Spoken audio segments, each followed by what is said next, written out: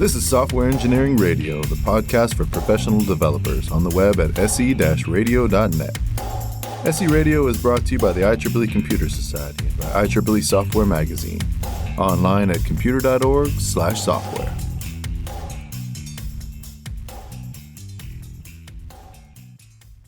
For Software Engineering Radio, this is Robert Blumen. I have with me today Evan Gilman and Doug Barth. Evan is an engineer and SRE with a background in computer networks. He has been building and operating systems in hostile environments for his entire professional career. He was formerly an SRE at PagerDuty. Doug is a software engineer who has worked on systems of various sizes at companies such as Orbitz and PagerDuty. He's currently an SRE at Stripe. He speaks frequently about monitoring mesh networks and failure injection. Doug and Evan, welcome to Software Engineering Radio. And thanks for having us. Thank you. Evan and Doug are co-authors of the book Zero Trust Networks, Building Secure Systems in Untrusted Networks, published in 2017. And that will be the subject of our conversation. Evan, would you like to add anything to your bio that I left out? Not particularly. I'm currently working on a software project called Spiffy and Spire, which are geared towards solving some of the problems that we talk about in the book. So I guess that's relevant. And that's fairly accurate. Yeah, okay. Let's come back to that because I'm going to ask about tooling. Sure. Doug, would you like to add to your bio? Still at Stripe doing SRE work. I work on a team called Cloud, which does like workflows and like low-level systems for all of Stripe. So for me, like I tend to be in the space of like thinking about how do you implement some of these concepts as opposed to like, abstractly thinking about the problem in its entirety, if that makes sense. It does. We will be talking about zero trust networks, but to get to the point where we can have that conversation, I'm going to spend some time on some building block concepts so we can understand the problem domain and what problem does it solve. I would like to start out with, can you describe the traditional network architecture, which is known as the perimeter architecture? Yeah. This is kind of even people who are not in tech have some familiarity with this architecture because it's so pervasive and has been around for so long. And the concept of the perimeter model or perimeter architecture is essentially it's oftentimes like compared to like a castle and a moat, where you have this thing that surrounds you that acts kind of as this protectionary cordon or protectionary layer, and as things pass through that layer, they're kind of inspected and they're understood to be allowed or not allowed, or it acts as a security barrier. But once you get past that security barrier, this is kind of where all the sensitive things are, and those sensitive things themselves, they tend to not have any like direct protection. So a lot of people kind of call it this kind of castle and moat approach, where the perimeter acts as the moat, and it is this thing that protects the sensitive stuff on the inside. Another common way that folks describe it is crunchy on the outside and chewy on the inside. And we've been doing this for a very long time, since even before the internet was around. And, people have become very familiar with the term firewall as a result.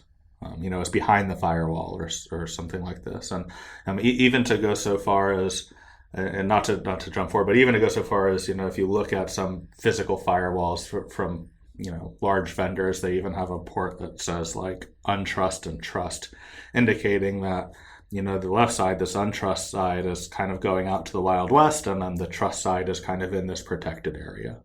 So that's, kind of like a high level description of what the perimeter model is or represents. It's not to say that there is always one perimeter. Some architectures may have multiple perimeters as you kind of get closer and closer towards more sensitive assets.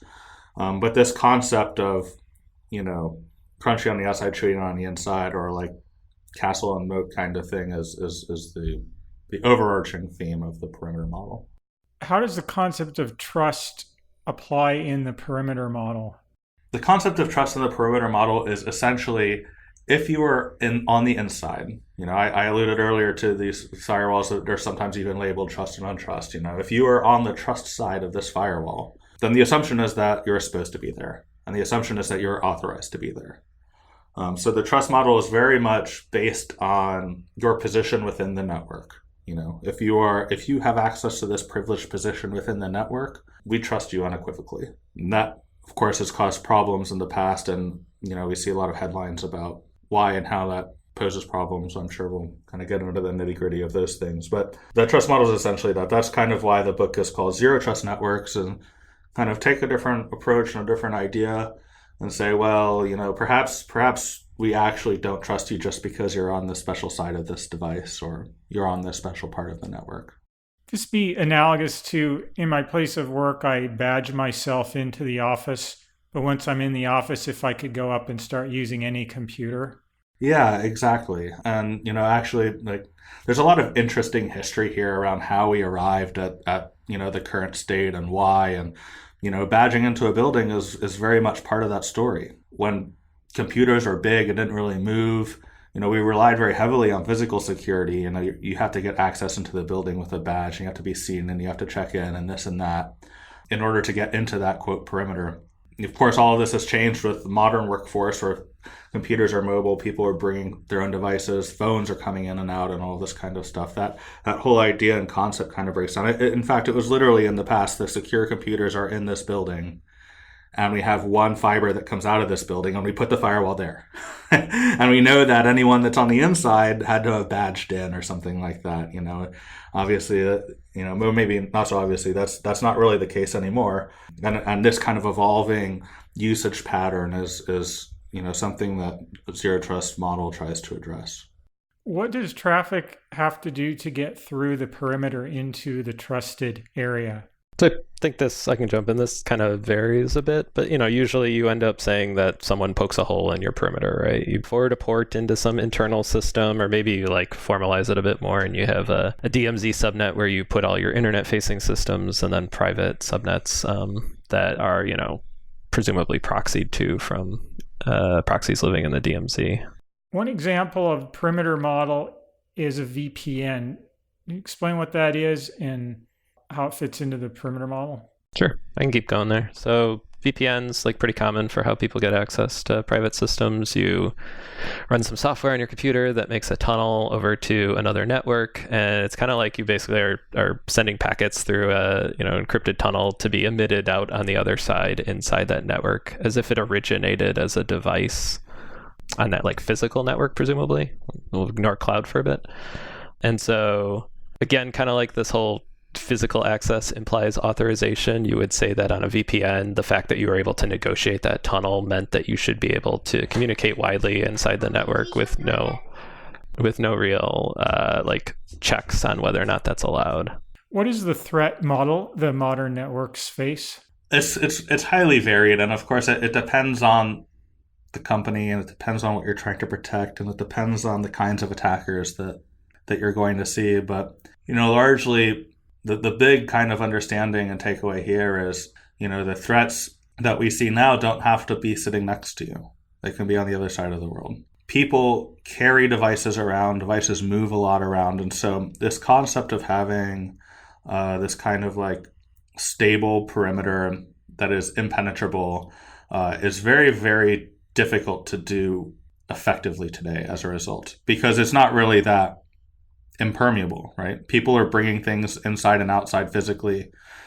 People are poking holes in it through this VPN stuff, and VPN even arose kind of from these changing access patterns where, hey, you had to be in the building to use the secure thing because it's behind the firewall, but then all of a sudden someone's working remote and we want them to be able to continue working. So how do we emulate them being behind this physical thing, right? And all of these are kind of half steps and towards the direction of, hey, acknowledging that, hey, maybe everything is not behind this thing or in front of this thing. So in terms of threats, it can be literally anything from, extremely well-financed attackers if you're a high-value target for whatever reason. It could be even as low as what we used to call script kiddies, or people who are just kind of playing around and don't even have access to the highest technology. Bypassing these kinds of traditional perimeter securities are fairly trivial, and the average teenager is likely to understand techniques and methods by which it can be bypassed. So what you're saying is that you can't rely on the perimeter to filter out attacks, and that there can easily be things inside the perimeter that could do damage to your systems. Absolutely. It's not to say that the perimeter has no value, but it is to say that it can only go so far. And the kinds of attacks that we see today and the kinds of threats we see today are able to bypass a lot of these controls fairly trivially. So certainly there should not be an assumption that everything inside is vetted and trusted, right? And that's kind of the premise of this whole kind of model. I have a quote from a Google program engineer that I found when I was reading about this. He said, "Do not trust your network. It is probably already owned." Do you guys agree with that? Yep. First makes sense. What did he mean by that?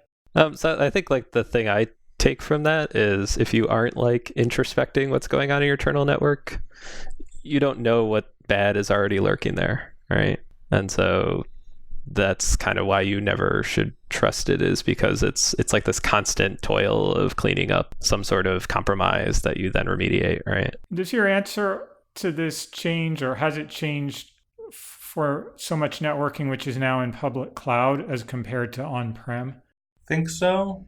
The threats are very different there.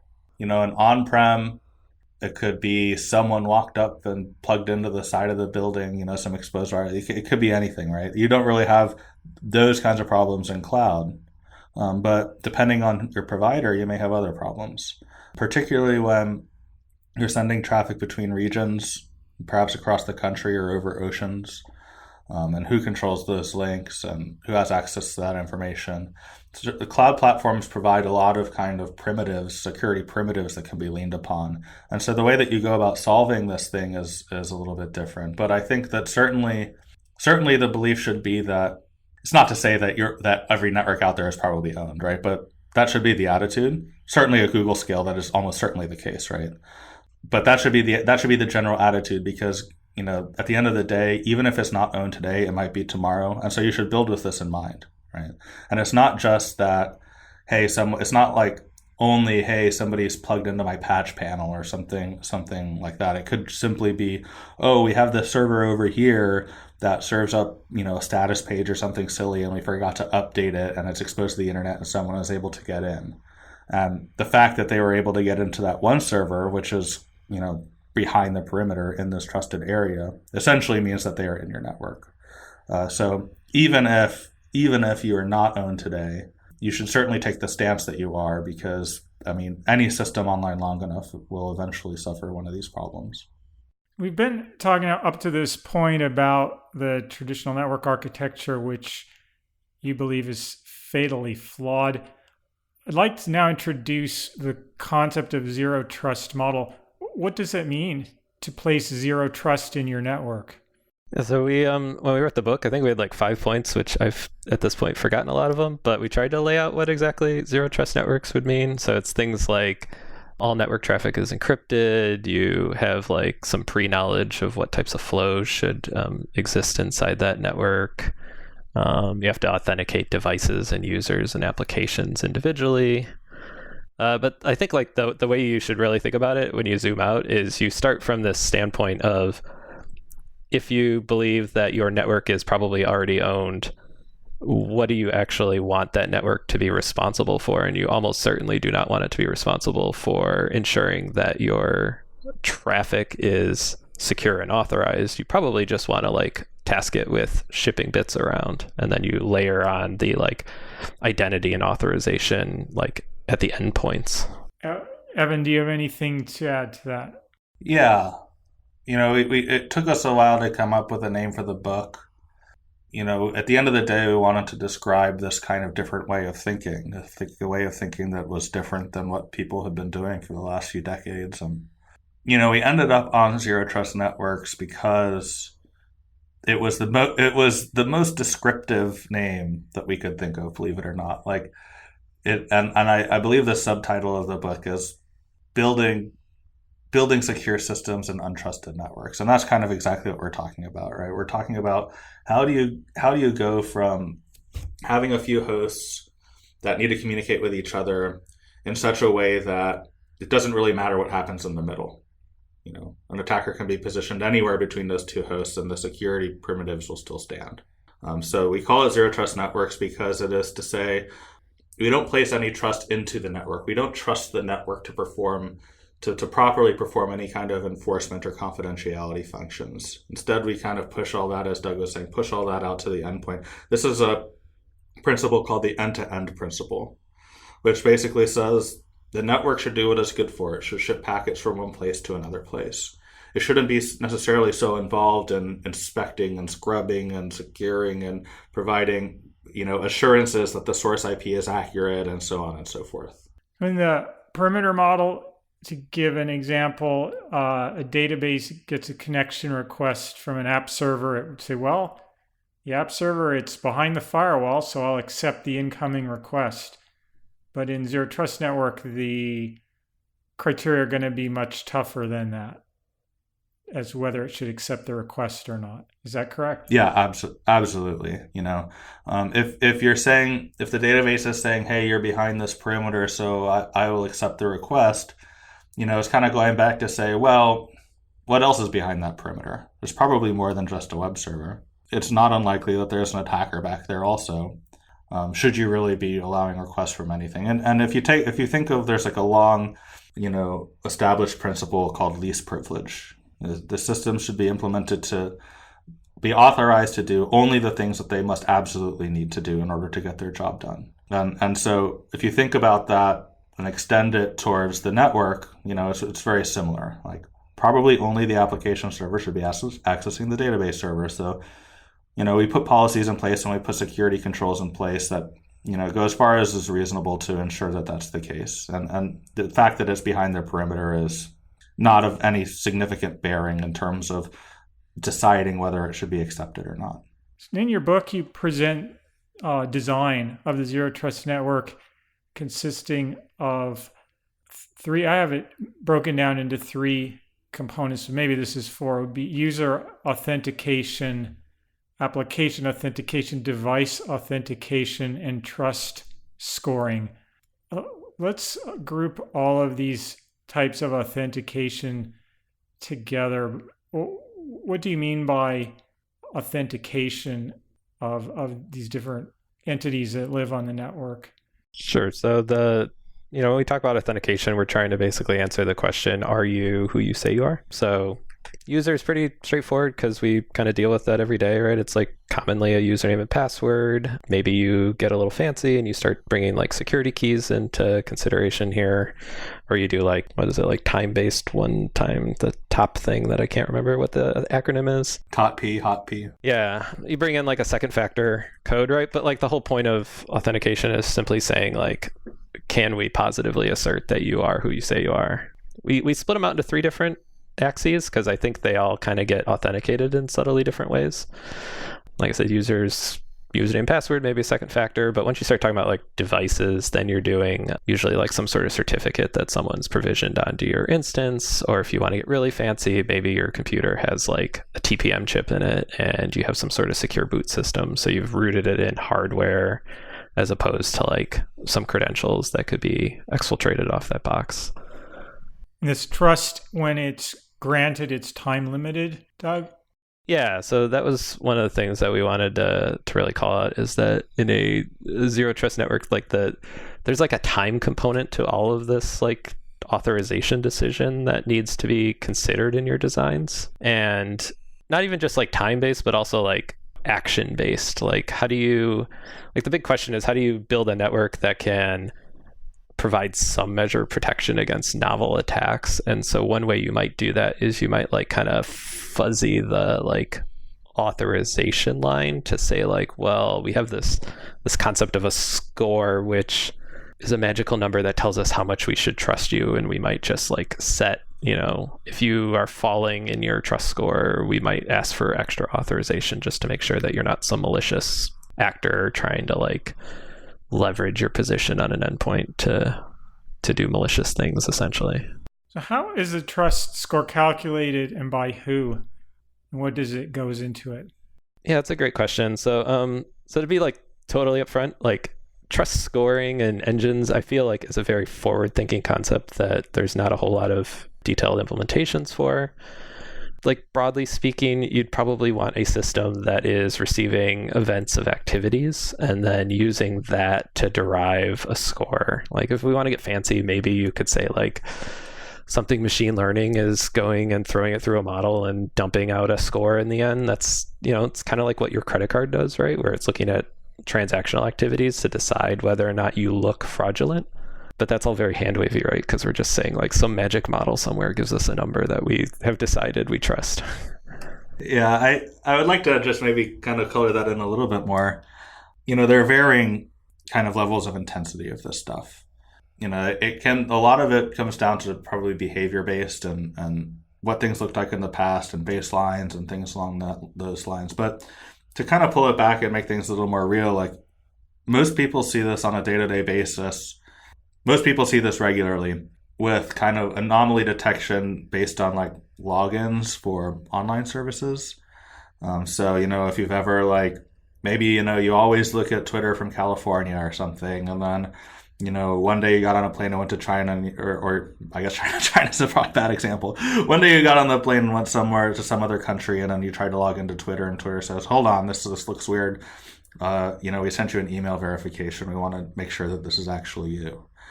That's a great example of this thing in action, where they've looked at past behavior and they've said this particular event is kind of fishy and we want some extra assurance.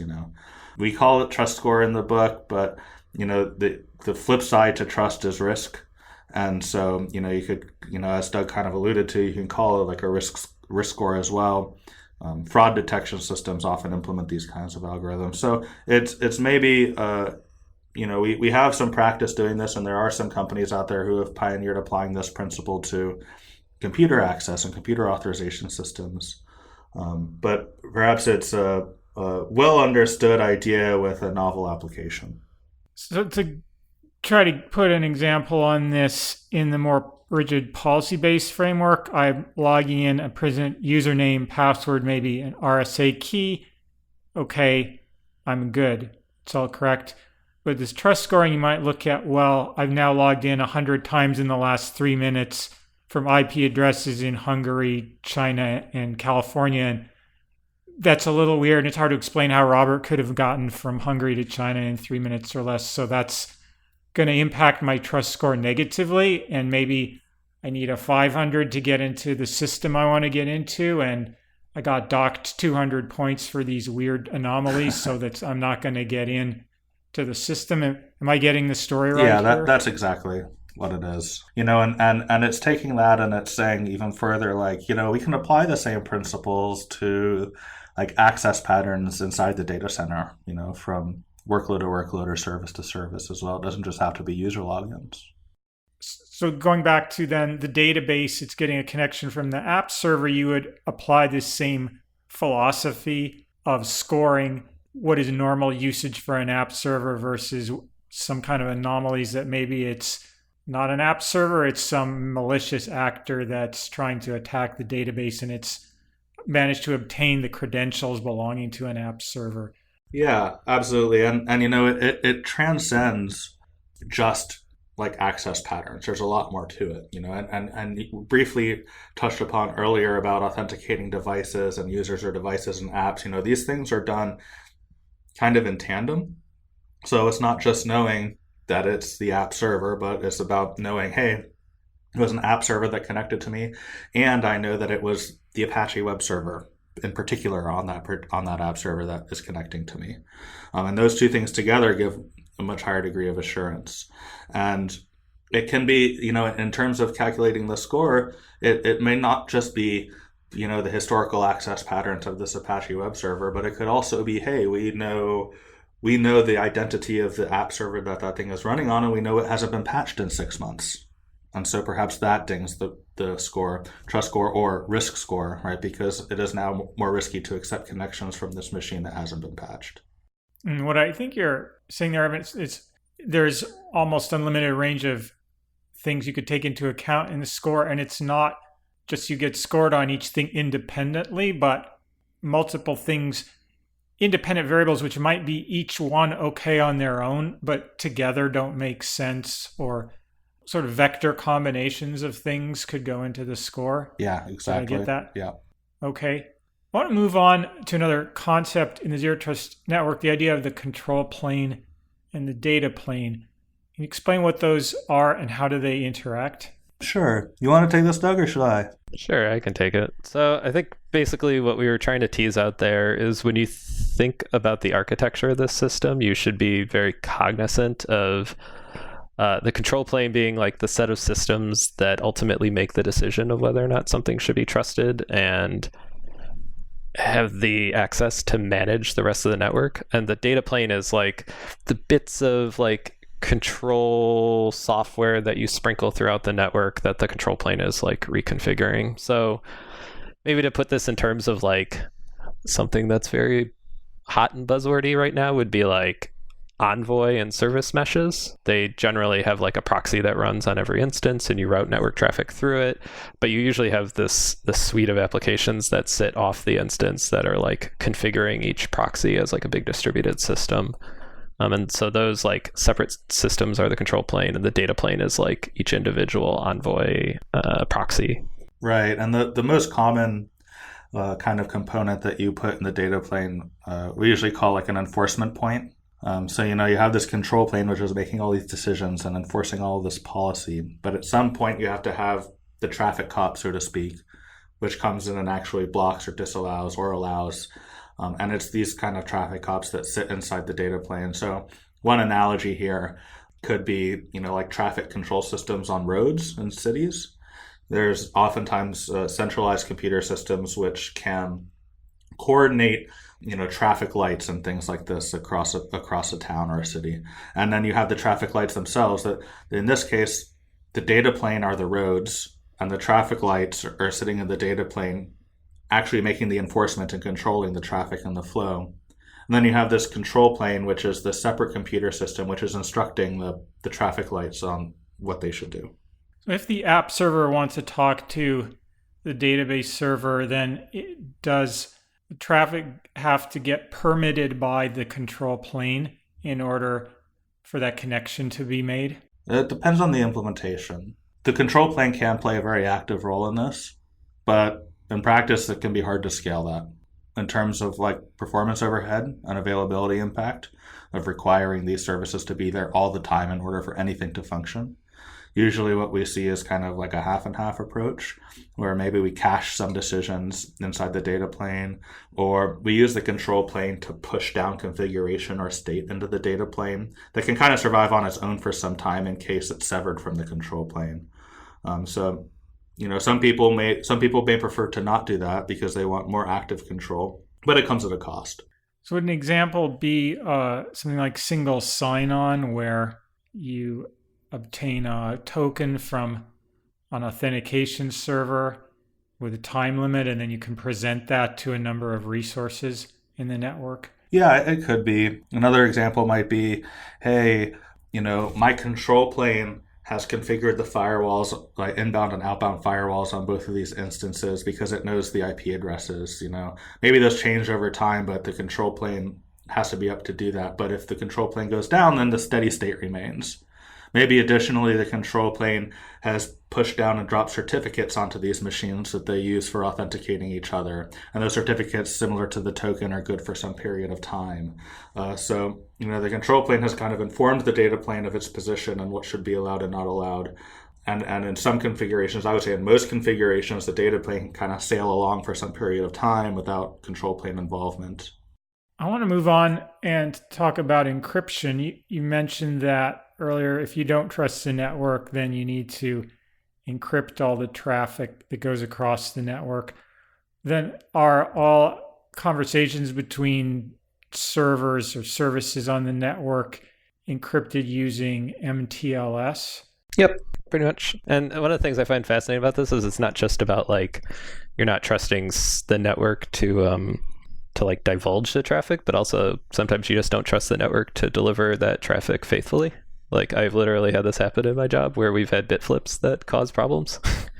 in like transit. And so it's not just a mythical thing that could happen. It's a thing that like causes you problems if you don't have that kind of like guard against just malicious activity or accidental like rewriting of traffic.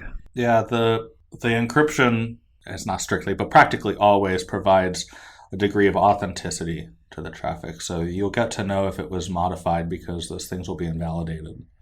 That's a really important aspect. And, it doesn't have to be mutually authenticated TLS. That is one of the more popular options today.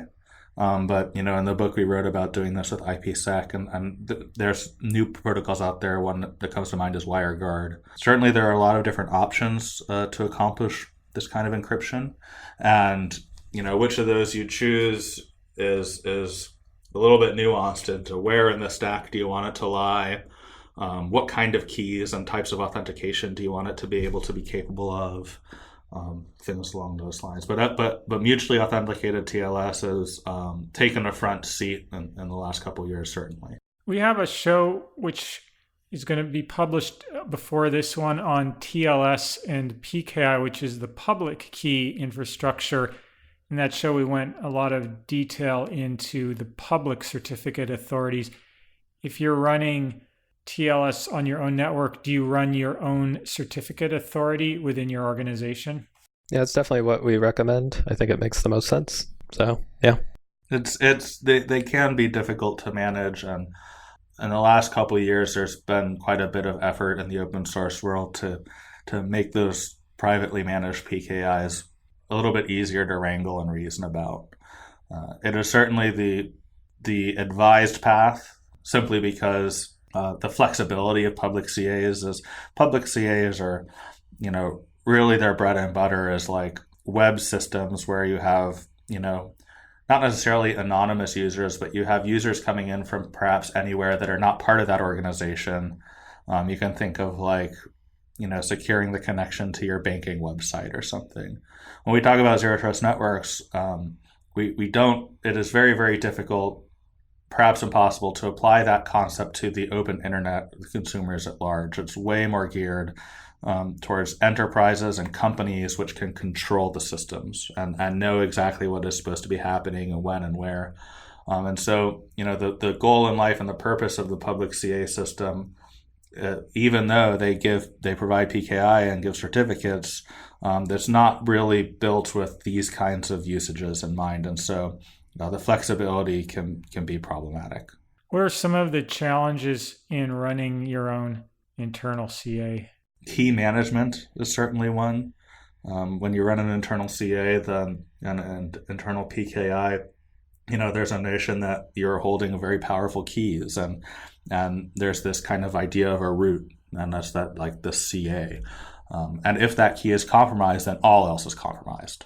So managing that key and securing it appropriately can be very difficult. That's the first problem, or first challenge. The second challenge is that the certificates that are generated by the PKI that represent the identities, they're time limited, and renewing them can be very difficult. This is one of the projects that I'm working on, is automating this. A lot of the issuance today is fairly manual. And pushing those certificates out and updating them can be extremely painful and extremely expensive. So what people tend to do is make them last a very long time, which is also not a great solution. And then when they come to expire, maybe you forget and the thing falls over, or maybe you have to dig out some playbook that dusted off of the shelf, and figure out how to do this thing once every year or 2 years, or however often you have to do it.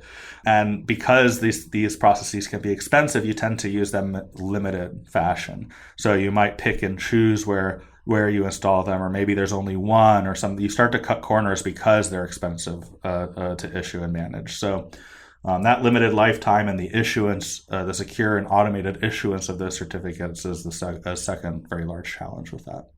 If you're routing requests through your network over HTTPS and it's encrypted, does that make life more difficult for proxies or load balancers like Nginx?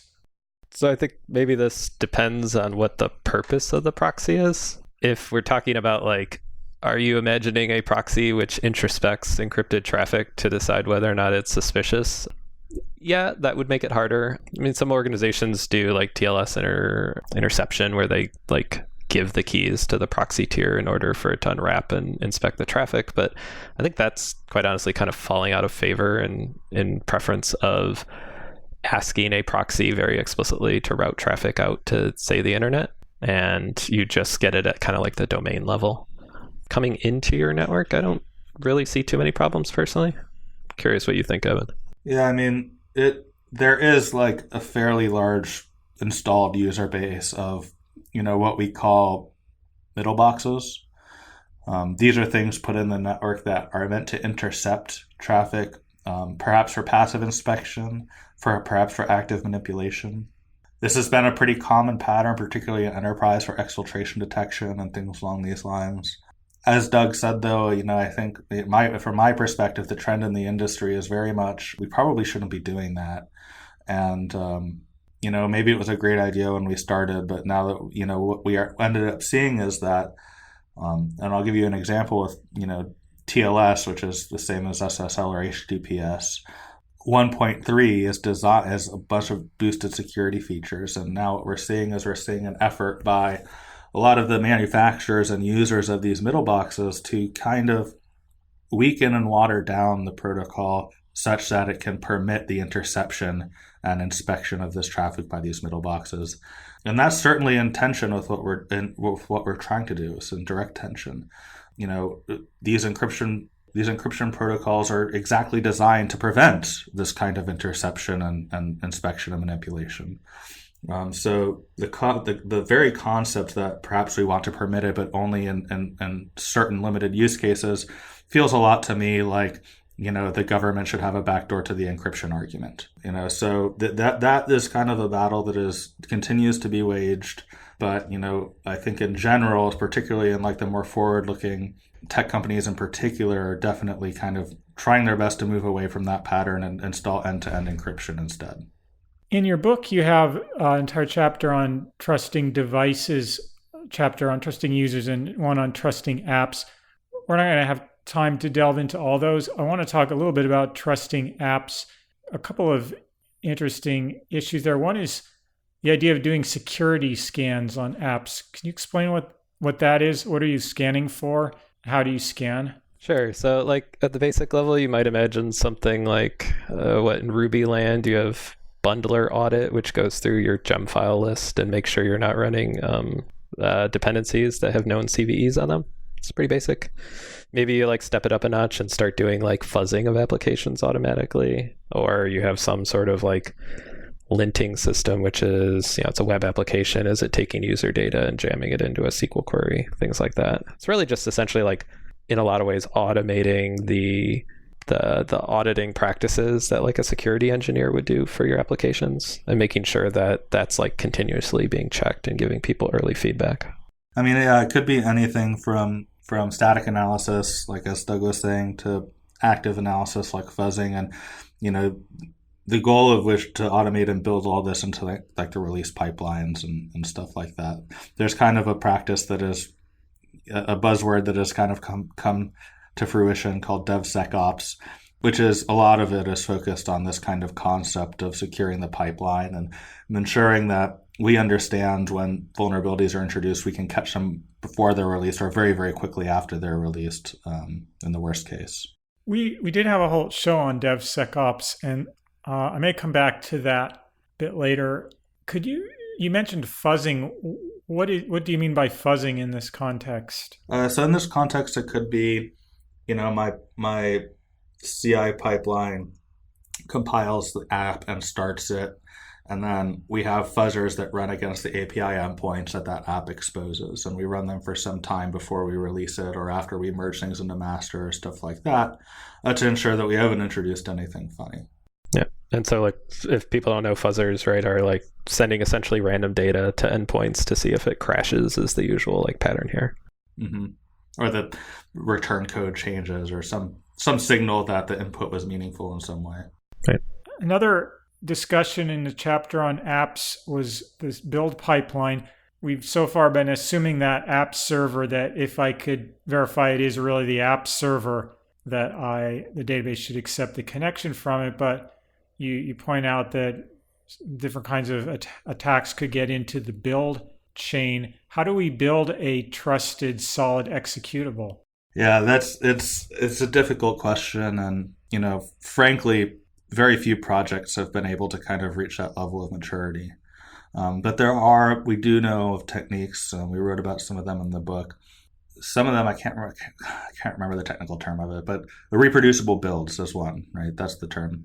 And this reproducible build is to say, from this commit in the source code, every single time I build it, I will end up with a binary with the exact same SHA sum, the exact same binary bit for bit. This is a very, very powerful concept because it means that I can go from source code to verified output without necessarily having to trust the thing that brought the source code to the output.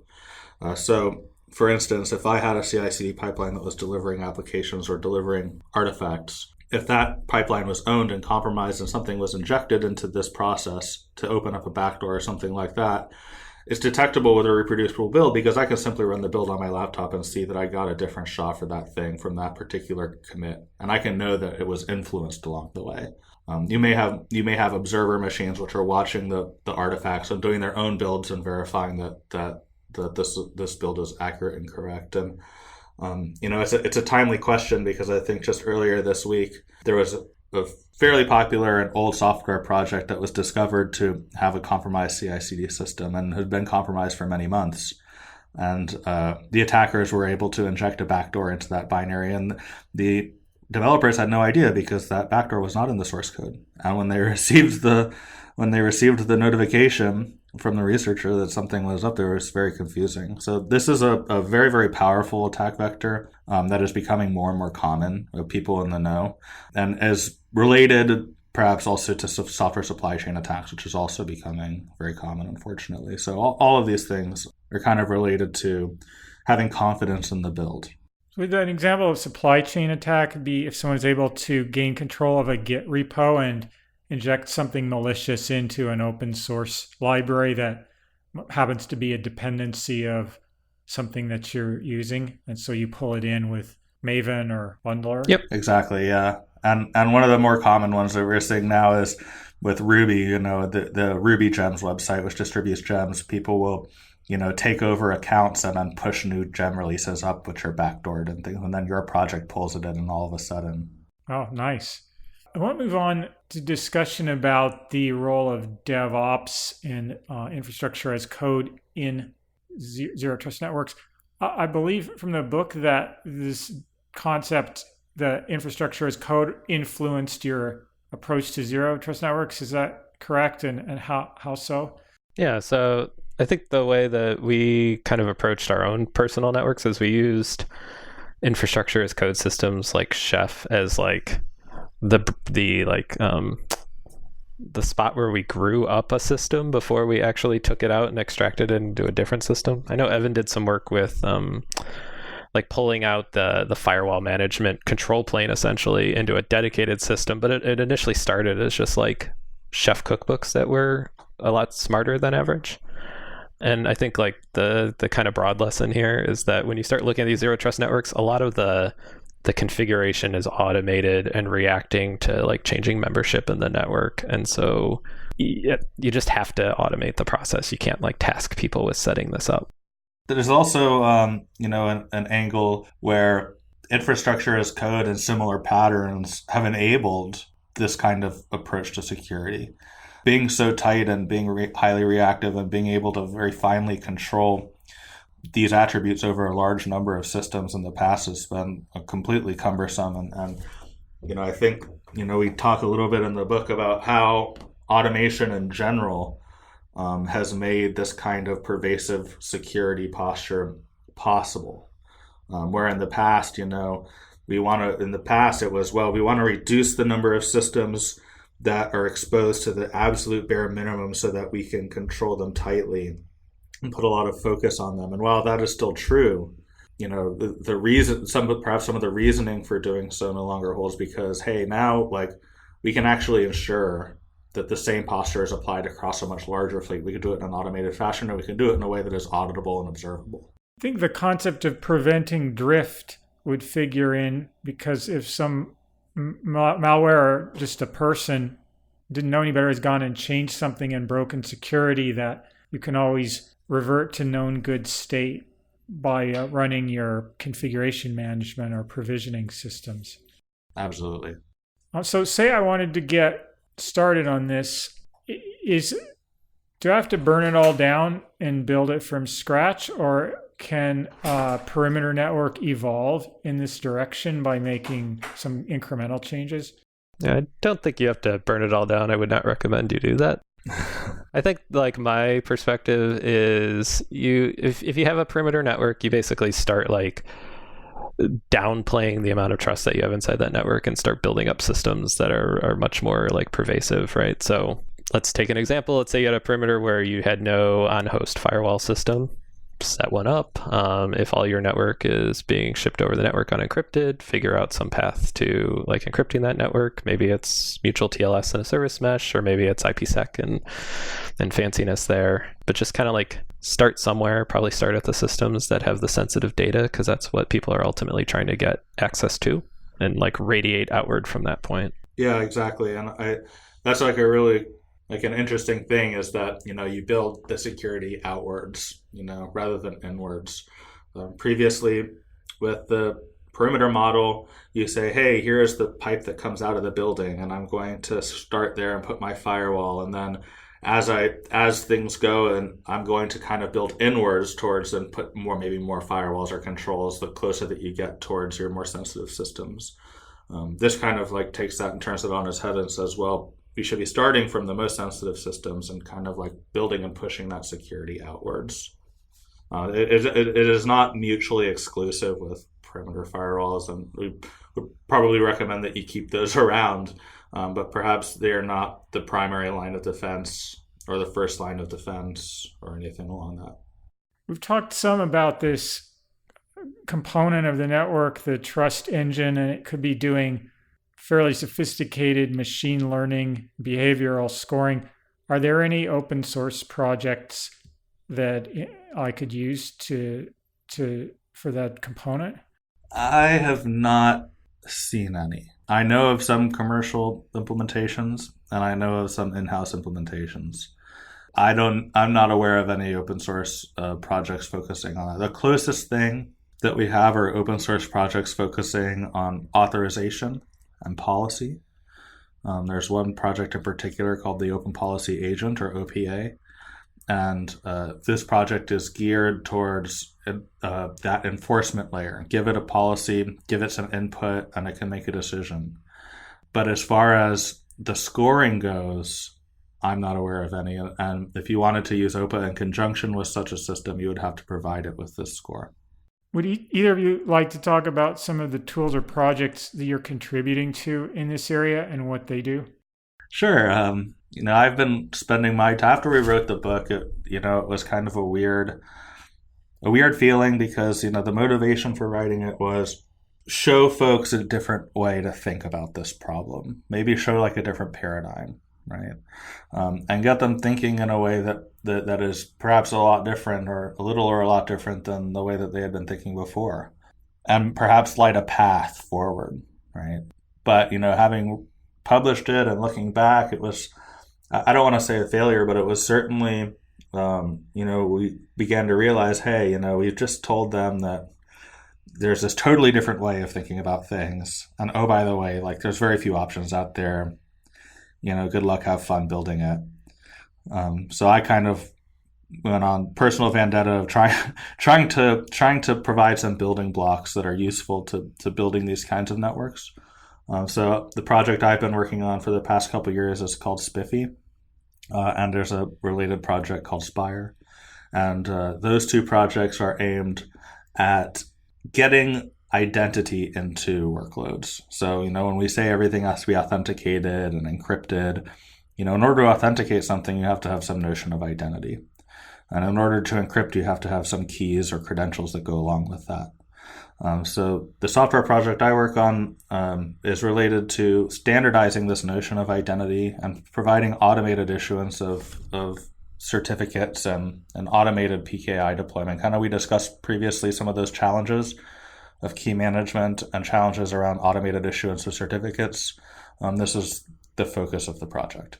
Yeah, so I don't have to do quite as much. I'm generally a consumer of these technologies. So for me, day in, day out, I'm working on things like Console does some of this type of concept where they have like Console Connect, and they'll do they will essentially spin up like Envoy proxies for you and make it relatively easy for you to have mutual TLS inside your network, although I haven't used that particular product yet. Also, Terraform, a lot of the HashiCorp stuff I tend to deal with day in, day out. But again, similar opportunities for improving the state of the world. Like at some point I want to get to a state where, say, like our Terraform configuration runs through a policy agent to check to make sure that people are, telling us when they're spending money is like a somewhat tangential zero trust thing, but it's still related. We went from when the book was published to having very few projects, if any, available in the open source realm. A few years later, that story has changed a bunch. There are quite a few projects which are aimed towards building blocks and providing some foundation that you can kind of build on top of. But there's still quite a ways to go and a lot of room for new projects and improvement. And I'm always looking for collaborators if anyone's interested. Where do you think we are in the adoption curve of this philosophy? Unfortunately, after the book was published, this whole concept of zero trust has become very buzzwordy. Different people, it's kind of similar to how DevOps used to be. Like different people think of it in different ways and have different definitions of what it is and isn't. Different people have said, well, my product does that or my product does this, and that's zero trust, and sometimes it is and sometimes it isn't. In terms of adoption, what I'm seeing in the field is folks who are beginning to kind of take this task on. We've gotten to the point where people have said, yeah, this sounds about right.